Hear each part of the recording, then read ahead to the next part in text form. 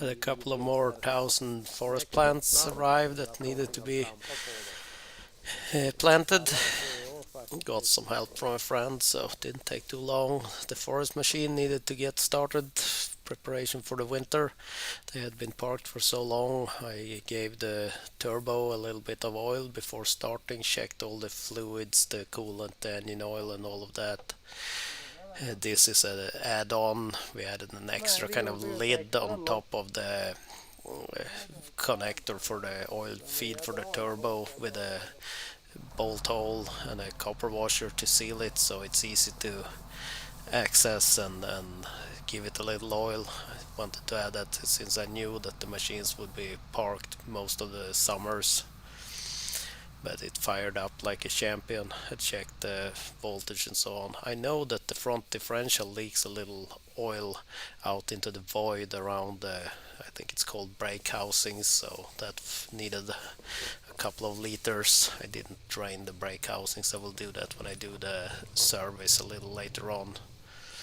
And one of the bogies needed a liter of oil also, so other than that the fluids looked good. Had a few drops of oil around the turbo, so opened up the hood and tightened that bolt a tiny bit more, and now it looks good again. Cleaned the saw bar, ensured there wasn't any hardened gunk in there. Manually fed some oil into it. It looks crooked here, it's because of the wide angle lens of the camera, it's not crooked. But ensuring it got good lubrication before doing any cutting with it. Since the forwarder wasn't yet put into operation, some of the windfallen trees were pulled out close to the road. They will be picked up with the John Deere and the trailer behind that, so you don't want to take it over this terrain if you don't have to. And almost immediately blew a big hydraulic hose.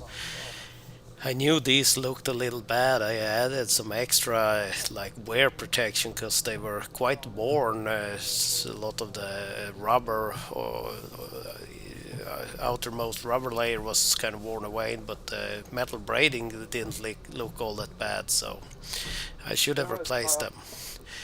This looks very dramatic, but I was surprised it just lost a couple of liters of oil actually. I thought I would have lost a lot more after that, but it was replaced and we kept pushing on, taking care of the windfallen trees.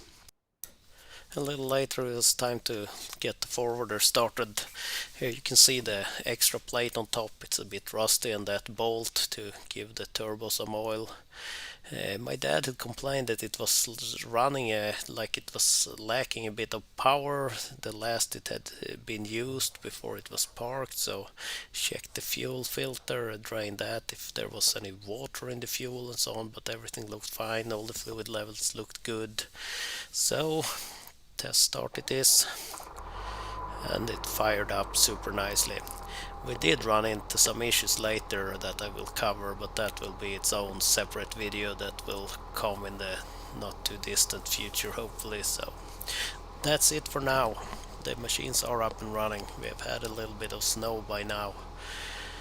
It was better weather back when this was recorded. Have a great day. Thanks for watching. Bye.